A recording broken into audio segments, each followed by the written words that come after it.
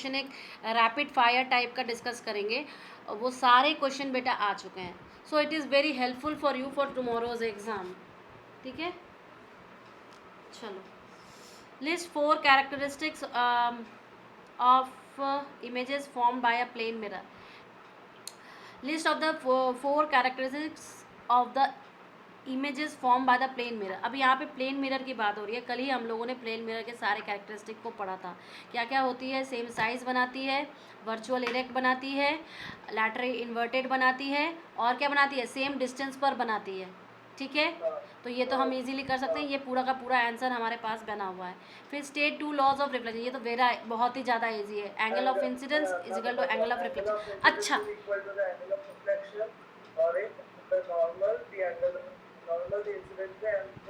देखो देखो, ये जो तुम्हें पता है, एक चीज़ मैं और बोलूँगी. ये आपको पता है कि यूपीएससी में जो सब्जेक्टिव पेपर होता है बेटा, जो मेंस क्लियर होता है, वो किन का होता है कि वो नंबर 1 पे क्या लिखते हैं, नंबर 2 पॉइंट पे क्या लिखते हैं, नंबर 3 पॉइंट पे क्या लिखते हैं. पॉइंट सारे सबको ही लिखता है, लेकिन नंबर 1 2 3 ये सीरीज़ क्या होती है, इस पर डिपेंड करता है उनका क्वालिफिकेशन, उनके नंबर्स. याद रखना. ठीक है, तो मैं आपको बोल रही हूँ कि state 2 laws of reflection of light. तो सबसे पहले आप क्या बोलोगे कि इंसिडेंट रे, रिफ्लेक्टेड रे और normal to the point of incident all lie in the same plane. All lie in the same plane. ये हमेशा आपका पहला पॉइंट है. जब अब कॉमन सेंस है. एक बात बताओ, जब तक मुझे पता ही नहीं चलेगा तो मैं एंगल क्या हवा में ड्रॉ करूँगी? पता चलेगा तब तो एंगल ड्रॉ करूँगी ना. So first of all you have to say कि incident ray, normal to the point of incident and reflected ray all lie in the same plane. ठीक है, then you will say angle of incidence is equal to angle of reflection. ये तरीका होता है. आप NCERT भी देखना. पहले एनसीईआरटी ने ये लाइन यूज़ किया है, दूसरे बार ये वाली लाइन यूज़ किया है. कभी भी एनसीईआरटी को छोड़ के फर्स्ट बुक हमेशा एनसीईआरटी होनी चाहिए. आई विल नेवर सजेस्ट कोई अदर बोर्ड इवन. मैं कभी भी कोई बोर्ड भी सजेस्ट नहीं करती हूँ, आईसीएसई हो या आरबीएसई हो या कोई भी स्टेट बोर्ड हो. मैं सबसे पहले बोलूँगी एनसीईआरटी को फॉलो करो. एनसीईआरटी के लाइन बाय लाइन को फॉलो करो. एनसीईआरटी से ज़्यादा कुछ नहीं आता. वो बहुत रिसर्च करके लाइन बाय लाइन लिखते हैं. ठीक है, समझ में आ गया ये वाला क्वेश्चन? आगे बढ़ूँ. Next, when an object is kept with in the focus of the mirror. पढ़ो इसको कि ऑब्जेक्ट जब kept with in the focus of a concave mirror and enlarge image is form behind the mirror. अब behind the mirror है और concave mirror है, तो last वाला क्या था? फोकस और पोल के बीच में. तो फोकस और पोल के बीच में जब था तब कहाँ बना था? इधर इमेज बन रही थी, बियॉन्ड द मिरर के बीच में. हाँ, तो वो हाँ, वर्चुअल और इरेक्ट. यही एक तरीका है जिसमें कॉनकेव जो होता है किसकी तरह बिहेव कर थोड़ा सा एक्टिंग करता है, किसके भी जैसे? कॉन्वेक्स के जैसे. ठीक है, तो ये आंसर आपको क्लियर हो जाएगा. What is the magnification of the images formed by the plane mirror and why. Magnification क्या है? सेम रहता है, सेम साइज रहती है, तो मैग्निफिकेशन का तो कोई चक्कर ही नहीं है. और साथ ही साथ वाई इसलिए बिकॉज सेम डिस्टेंस पर बनेगी, वर्चुअल इरेक्ट बनेगी, opposite side of the mirror बनेगी. ठीक है, so these are the same. Magnification क्यों जो है मैग्निफिकेशन सेम रहता है? Because the height of the images are same. Height of the images are same. Clear? Okay, draw the level. ये ब्लेडेबल लेवल डायग्राम तो देखो बेटा तुमको पक्का आने चाहिए. एक बार मतलब एक डायग्राम को कम से कम 4 बार बनाओ. ठीक है, एक सिंगल डायग्राम को कम से कम 4 बार बनाओ, तो वो तुम्हारा हो जाएगा. ये वाला कॉन्वेक्स मिरर का बता रहा है. अच्छा, कॉनकेव और कॉन्वेक्स मिरर का याद रखने का तरीका मैंने बताया था. बताओ क्या होता है? कॉन्वेक्स है तो मैं हमेशा आउटर को ही बोलती हूँ, तो इसका मतलब आउटर ही इसका शाइनी होगा. इसका मतलब क्या है कि ये कॉन्वेक्स है. कॉनकेव है तो केव यानी कि अंदर, समथिंग अंदरूनी, तो अंदर का पार्ट शाइनी होगा. ठीक है, कन्वेक्स में हमेशा वो वैल्यू जो होता है फोकल सब सब पॉजिटिव ये होता है। सब तो बेटा जब आपको पता होगा इमेज कैसे बनती है तो आपको प्लस माइनस की याद करने की ज़रूरत नहीं है बाबू। प्लस माइनस कंफ्यूज करेगा, इसको याद मत करो। मैंने तो तुम्हें सिखाया है कि कैसे बनाना है। सारा क्वाड्रेंट का खेल है। जिस क्वाड्रेंट में हमेशा बस ये याद रखना है कि इमेज कहाँ से है, इमेज इस साइड बन रही है या इमेज इस साइड बन रही है, क्योंकि ऑब्जेक्ट तो तुम्हारा हमेशा इधर ही रहेगा। यू आप देखोगे हमेशा नेगेटिव रहता है बेटा, यू तो कभी पॉजिटिव हो ही नहीं सकता, क्योंकि ऑब्जेक्ट तो हम हमेशा यहीं रखेंगे। और हमेशा सारी चीज़ें हम किससे कैलकुलेट करते हैं, मिरर से कैलकुलेट करते हैं। समझ में आ रहा है? तो और देखो एक चीज़ तो ये दोनों का, चाहे कॉन्वेक्स हो चाहे कॉनकेव हो, दोनों का ही नेगेटिव रहेगा। वी क्या है, वी कॉनकेव का हमेशा नेगेटिव रहेगा। सिर्फ एक कंडीशन है जिसमें लास्ट वाली कंडीशन में वी पॉजिटिव हो जाएगी। कॉनकेव की अगर वेक्स की बात करें तो वी तो हमेशा पॉजिटिव ही रहेगा, वी हमेशा पॉजिटिव ही रहेगा। ठीक है। So these things are always क्या है, आपको पता होना चाहिए कि इमेज कहाँ फॉर्म बन रही है, ऑब्जेक्ट कहाँ रखा है। कभी भी याद मत करना, याद करोगे ही तो ही कंफ्यूजन होगा, याद करना ही नहीं है। इसीलिए मैंने आपको बोला कि 4 बार एटलीस्ट डायग्राम बनाओ, एटलीस्ट 4 टाइम्स डायग्राम। कुछ नहीं करना है, देख के बनाओ, बिना देखे नहीं आ रहा तो 4 बार देख के बनाओ। 5वें बार ऑटोमेटिक अपने से होगा, तुम्हें दिक्कत ही नहीं आएगी। It is very clear, her cheese clear होती है, दिमाग में कंफ्यूजन रखना ही नहीं है। ठीक है, ओके। अब देखो दूसरा क्या है, if the image form by the spherical mirror for all positions of the object in the front of its always erect and diminish. ये देखो erect and diminish, what type of mirror. अरे भैया always erect बना रही है, इसने ये word इसीलिए लिखा बेटा क्योंकि उसको आंसर में कॉन्वेक्स चाहिए था। ठीक है, सिर्फ एक वर्ड उसको डिफाइन कर रहा है आंसर कॉन्वेक्स। अगर यही उसने ऑलवेज नहीं लिखा होता ना तो दिक्कत हमें आ जाती। बताओ क्यों दिक्कत आती, बताओ क्यों दिक्कत आती। हम बोल देते कॉनकेव, हम बता देते कॉनकेव, क्यों, क्योंकि लास्ट वाला कंडीशन तो मेरा कॉनकेव का ही होता है, लास्ट वाला कंडीशन तो मेरा कॉनकेव का होता है, तो हम बता देते। लेकिन उसका एक वर्ड ने उसको बचा दिया, क्या, ऑलवेज लिख के। तो आप इजीली अब कॉनकेव का डायग्राम ड्रॉ करोगे। Clear. Next, an object is place at the distance, ये तो क्वेश्चन है आपका, न्यूमेरिकल हो जाएगा, ये भी न्यूमेरिकल हो जाएगा। ओके ओके, ये वाला देखते हैं। A ray of a light is incident on a convex mirror, चलो ठीक है। Read off the diagram and complete the path of the reflection from the mirror. अरे ये तो वही है डायग्राम होगा, पैरेलल आ रही है, फोकस से बनाना है, एक्सटेंड करवाऊंगी। कॉन्वेक्स है तो डाइवर्ज होंगे, बट मेरे को क्या करवाना है, दूसरे साइड में जाके एक्सटेंड करवाना है। ये देखो पता चल गया ना। चलो next, name the mirror use to design solar furnaces, explain high temperature achieve. Mirror कौन सा यूज़ किया जाता है। देखो ये वाला क्वेश्चन थोड़ा सा इंपॉर्टेंट है, क्योंकि मैंने आपको, याद करो, मैंने आपको एप्लीकेशन पढ़ने को ज़रूर बोला है, मैंने आपको एप्लीकेशंस पढ़ने को ज़रूर बोला है। तो याद रखना कि टाइप ऑफ मिरर डिज़ाइन कर रहा है सोलर फर्नेस, कौन सा, कॉनकेव मिरर। कौन सा मिरर कर रहा है, कॉनकेव मिरर। क्यों, क्योंकि कॉनकेव मिरर की एक प्रॉपर्टी होती है कि जितने भी पैरेलल बीम आएंगे उन सबको क्या करेगा, कॉनकेव मिरर है, अब जितने भी पैरेलल बीम्स आते हैं बेटा जी, वो सब वो क्या करता है, कन्वर्ज करके एक ही पॉइंट पे फोकस करता है, एक ही पॉइंट पे फोकस करता है। इसकी ये प्रॉपर्टी होती है। जब उसकी प्रॉपर्टी ही होती है एक जगह पे फोकस करने की, यानी कि लगातार सूर्य की रोशनी पड़े जा रही है, पड़े जा रही है, पड़े जा रही है, पड़े जा रही है एक ही पॉइंट पे, तो यहाँ का टेम्परेचर क्या हो जाएगा, हाई नहीं हो जाएगा, हो जाएगा ना हाई।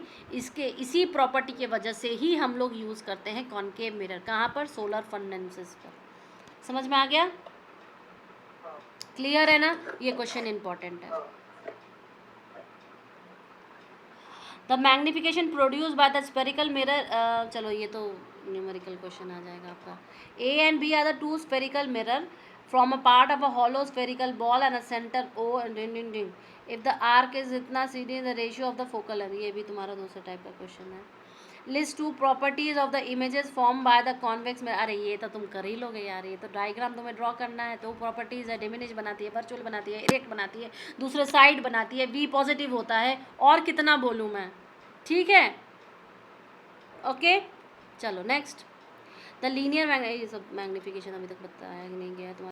नेक्स्ट क्या है, list 4 specific characteristics of the images form by the convex. देखो फिर से वही क्वेश्चन, फिर क्या है, पाथ रिफ्लेक्टेड। अब देखो, अच्छा ये चीज़ तुम ऑब्जर्व करो कि रे डायग्राम पर कितने क्वेश्चन बने हैं, and all these our previous year board question.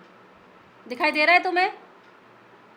तो रे डायग्राम कितना इंपॉर्टेंट, 4 बार बनाओ रे डायग्राम, कोई दिक्कत ना है, पन्ने बहुत हैं, ठीक है, ऐसा कुछ नहीं है कि कोई तुम्हें खरीद के नहीं देगा। चलो आगे बढ़ो। Draw the ray diagram reflected corresponding incident directed principal convex mirror. अरे यार ये तो वही है। Draw the ray diagram show the reflected ray corresponding parallel to the principal. ऐसे कॉनकेव मिरर, फोकस पे करवा दो सबको, ठीक है, ओके। इसके बाद देखो क्या है, list of the 2 possible ways in which concave mirror can produce magnified image. Okay ये वाला करते हैं। क्या बोला है, list 2 possible ways in which concave mirror produce the magnified image of an object place in front of it, state the differences if any between 2 images. अच्छा अब concave mirror आ जाओ, कॉनकेव मिरर है, ये उसका प्रिंसिपल एक्सिस है, okay. देखो अब क्या है कि कॉनकेव मिरर पूछा है उसने, क्या मिरर पूछा है, कॉनकेव मिरर, और उसने बोला है कि हमें मैग्नीफाइड इमेज चाहिए, मैग्नीफाइड, ठीक है। अब कॉनकेव मिरर के सारे कंडीशंस देखो, पहला तो पैरेलल आती है, फोकस पे जाती है, दूसरी आपकी बियॉन्ड सी आती है, तो फोकस और उसके बीच में जाती है। मान लो ये फोकस है, ये सी है, ठीक है, तो बियॉन्ड इधर से आएगी, तो कैसे जाएगी बताओ, बियॉन्ड इधर से आएगी तो बनेगी आपकी यहाँ पर बीच में, कोई मैग्नीफिकेशन नहीं है इसके। फिर आप सी पे जाओगे तो सी पर आएगी, कोई मैग्नीफिकेशन नहीं है। लेकिन अगर आप सी और एफ के बीच में जाओगी तो बियॉन्ड बनेगी, बियॉन्ड बनेगी ना। कहाँ पर, सी और एफ के बीच में अगर ऑब्जेक्ट है तो इमेज बन रही है आपकी बियॉन्ड सी, बियॉन्ड सी। और जब बियॉन्ड सी बन रही है यानी कि ही मैग्नीफाइड है, ठीक है। और दूसरी क्या है, हाँ वही मैग्नीफाइड है ना, इनलार्ज, वेरी इनलार्ज, सबके सब मैग्नीफाइड ही तो है ना, सबके सब मैग्नीफाइड होते हैं ना, ठीक है। उसके बाद मैंने कहाँ रखा, इन दोनों के बीच में। इसके बाद मैंने कहाँ रखा, फोकस पे बने, फोकस पे रखा तो दूसरी जगह पे इन्फिनाइट पे बनेगी, वो भी मैग्नीफाइड बनती है, वो भी मैग्नीफाइड बनती है। फिर फोकस और पोल के बीच में रहेगी तो दूसरे जगह पे बनेगी, तो रियल तो इमेज बनेगी नहीं, दूसरी जगह पे बनेगी तो रियल तो नहीं बनेगी, भले मैग्नीफाइड बन जाए या जो भी बन जाए। ओके क्लियर है, क्लियर है क्वेश्चन ना। तो अगर मैं वापस इस पर आऊँ तो द कॉनकेव, दीज 2 सिचुएशन कहाँ पर रखेंगे, between the pole and the focus, between the focus and the centre of curvature. देख लिया कहाँ पर रख रहे हैं, क्लियर है ना, कोई दिक्कत है नहीं। अब क्योंकि उसने बोला state the differences if any of the 2 images, तो तुम क्या, तुम्हारे दिमाग में ये दिमाग स्ट्राइक करना चाहिए, आपका दिमाग ये स्ट्राइक करना चाहिए बेटा जी, कि जैसे ही उसने ये लाइन पूछ ली, क्वेश्चन को पकड़ा करो, क्वेश्चन के ऊपर आपका आंसर डिपेंड करता है। अब देखो मेरे पास जो मैग्नीफाइड इमेज है, मैग्नीफाइड इमेज है, इसके मेरे पास 3 कंडीशंस थे, लेकिन क्योंकि उसने डिफरेंस यानी पूछ लिया तो मैं कौन सा कंडीशन यूज़ करूँगी, एक सी और एफ के बीच का और एक एफ और पी के बीच का। मैं इसमें बता दूंगी भाई ये मेरा वर्चुअल इरेक्ट बना रहा है, बिहाइंड मिरर बना रहा है, ठीक है, और ये मेरा रियल इन्वर्टेड और सेम साइड, इसमें V नेगेटिव, इसमें V पॉजिटिव, बना दिया डिफरेंस। कितने डिफरेंस है, 4, झक मार के नंबर मिलेंगे, कैसे कैसे तुम्हारा नंबर काट लेगा कोई।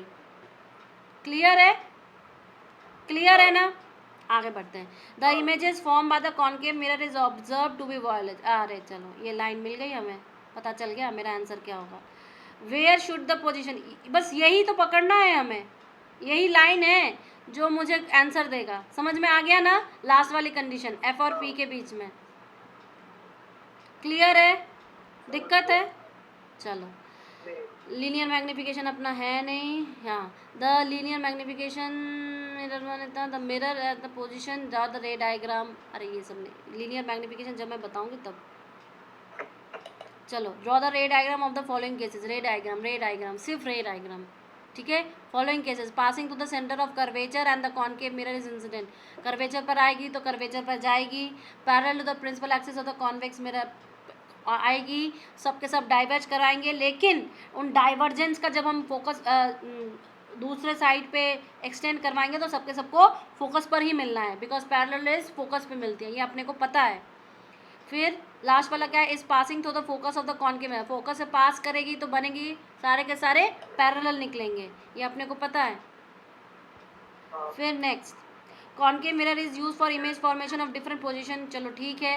What the interferences can be drawn about the following, अच्छा ये तो तुम्हारा क्वेश्चन है ना न्यूमेरिकल वाला।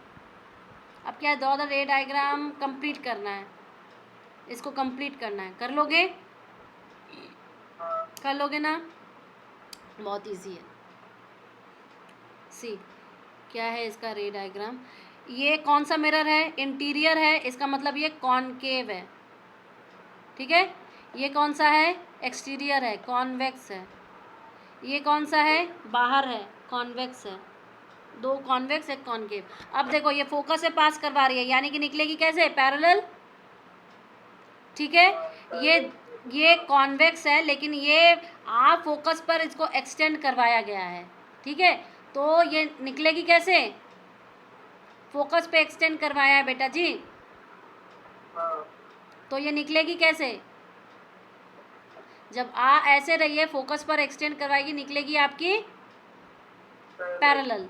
अब ये देखो पोल पे इंसिडेंट करवाया है, कॉन्वेक्स मिरर है, पोल पे इंसिडेंट करवाया है, तो इसका नेचर ही होता है डाइवर्ज करने का, और हम जानते हैं इंसिडेंट है तो इसका मतलब angle I is equal to angle R, तो ये आ जाएगी एंगल आर, सेम एंगल से निकलेगी। क्लियर है ना, दिक्कत है क्या? नो। नेक्स्ट, ये भी न्यूमेरिकल है, ये भी न्यूमेरिकल है। ये draw the ray diagram to show the path of the reflected ray, अरे यार रे डायग्राम है, ये कौन सा मिरर है, निकल रही है इधर से, बताओ बेटा जी कौन सा रे डायग्राम है, ये एक्सटीरियर वाला शाइनी है, यानी कि कॉन्वेक्स, यानी कि कॉन्वेक्स। निकल दोनों एंगल को आई और आर को निकल गई, strike the pole making the angle zero में like this is directed towards the principal focus is parallel to the अरे कहाँ principal focus, strikes at the pole making an angle theta, ये angle theta है from the principal axis, पहले वाला सही होगा, ठीक है, हो जाएगा। कभी भी लेट मत, late night no study, late night no study, less food, less food, ठीक है, एकदम less food, more water, more water, more fruits, fruits, fruits में आप खीरा खाओ, कुकम्बर, खीरा खाओ, ठीक है, या आप वाटरमेलन खा सकते हो, अभी का टाइम है वाटरमेलन, या आप मैंगो खाओ, येलो फ्रूट्स, ठीक है, मैंगो प्लस पपाया, बस यहीं पे स्टॉप कर देना। Less food, no non veg until your exam. ये 4 चीज़, कभी भी रात को लेट नहीं, हमेशा early morning, early morning, early morning, चाहे आपका 3 बजे हो, 4 बजे हो, 5 बजे हो, वॉट एवर। 5 बजे से ज़्यादा कोई अर्ली मॉर्निंग नहीं होता, याद रखना। 6 बजे कोई अर्ली मॉर्निंग नहीं होता, या तो 3 या तो 4 या तो 5। ये चीज़ जब से आपके एग्ज़ाम शुरू होते हैं उसके 1 वीक पहले से स्टार्ट हो जाना चाहिए, so that it becomes an habit, ठीक है। स्ट्रेस लेना ही नहीं है कभी भी कि मेरा एग्ज़ाम है। दूसरी चीज़, ओनली डू प्रैक्टिस। कैसी प्रैक्टिस होनी चाहिए, पहले तो 15 दिन पहले आपके जो प्रैक्टिस होंगे, प्रैक्टिस 2 टाइप्स के होते हैं बेटा, प्रैक्टिस आपके 2 टाइप्स के होते हैं। एक तो 15 डेज़ बिफोर, एक्चुअली ये 15 डेज़ बिफोर नहीं होता, ये 1 मंथ बिफोर होता है, जिसमें आप प्रैक्टिस करते हो बिना देखे, नो सॉल्यूशन टाइप की प्रैक्टिस होती है।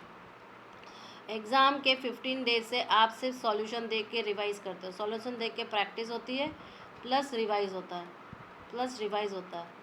एक ही चीज़ को 10 बार देखना होता है, same thing more than 10 times, more than 10 times, ठीक है। अगर ये आप कर रहे हो तो आप कभी भी, इससे पता है क्या फ़ायदा होता है, इससे फ़ायदा आपका ये होता है कि आपको लाइफ में कभी स्ट्रेस नहीं होगा एग्ज़ाम का, और आपकी पूरी प्रैक्टिस बनी रहेगी।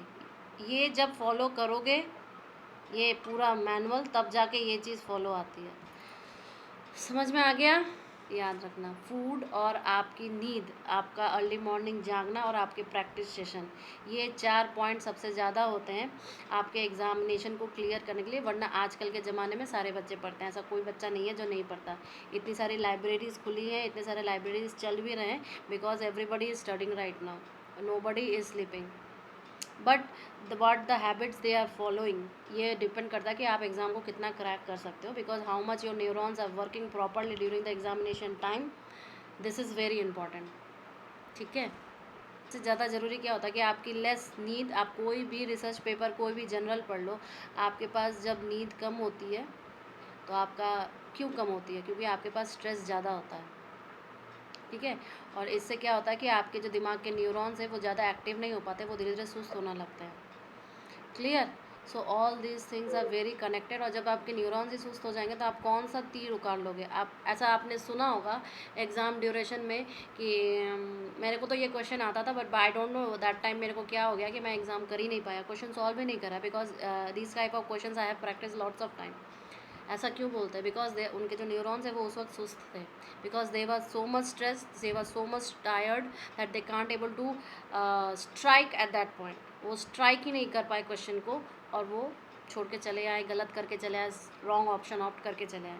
सो these things are biggest factor to qualify any kind of exam, either ये स्कूल एग्ज़ाम्स हो, आइदर वो कॉम्पिटेटिव एग्ज़ाम्स हो।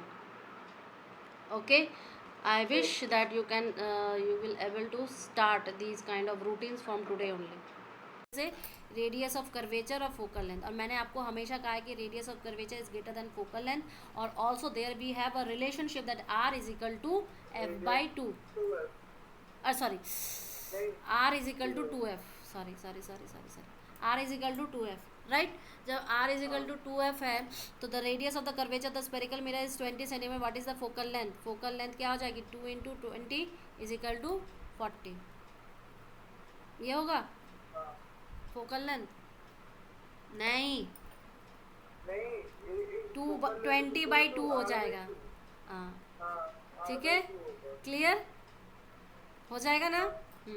Name the mirror that can be you give an erect enlarged image of an object, erect भी दे, enlarged भी दे, convex.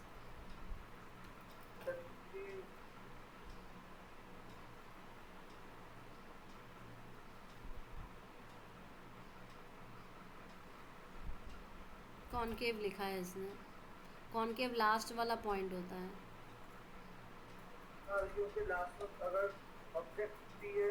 P और F के बीच में है तो ही ये enlarge देगा और इरेक्ट देगा। लेकिन पता है, अब देखो, मैंने कॉन्वेक्स अगर लिखती बेटा, तो एक तो वो दूसरे साइड जाता, पहली चीज़। लेकिन इमेज की हाइट उतनी ज़्यादा होती है क्या? बताओ, नहीं होती है ना। पर इसने एक वर्ड लिखा है आपका enlarged, जब इसने एक वर्ड लिखा है enlarged तो आप कभी भी कॉन्वेक्स नहीं लिखोगे, आप कॉनकेव लिखोगे। ठीक है, समझ में आ गया? और ये कंडीशन कब की होती है? पोल और फोकस के बीच में जब होती है। क्लियर है ना? तो आपको वर्ड पकड़ना है कि कौन सा वर्ड पकड़ के मेरा आंसर निकल रहा है। Okay, why do we prefer convex mirror for a rear view of mirror vehicles? ये तो एग्जाम्पल है और मैंने आपको बताया भी था कॉन्वेक्स मिरर का क्यों करते हैं बेटा जी। क्योंकि इसमें क्या होता है कि हमें एक इरेक्ट इमेज मिलती है, वर्चुअल इमेज मिलती है, डिमिनिश साइज की इमेज मिलती है। ठीक है, ये जो इसकी प्रॉपर्टी है ना, इसकी प्रॉपर्टी यही हमें हेल्प करती है कि छोटा सा मिरर हम मिरर में जो लगाते हैं वहाँ पर हमें एक इमेज मिल जाती है। क्लियर? क्योंकि बेटा जी जो कॉनकेव होती है ना, उसकी जो इमेज मिलती है हमें वर्चुअल और इरेक्ट, ये सारी चीज़ें वो काफ़ी इनलार्ज होती है। इनलार्ज तो हम गाड़ी का शीशा तो इतना बड़ा लगा नहीं सकते, लगा सकते हैं क्या? नहीं, हमें तो छोटा शीशा लगाना है। So for this reason we are using this convex mirror. Clear है? कहाँ पर? व्हीकल्स में लगाते हैं। ओके, क्लियर है ना?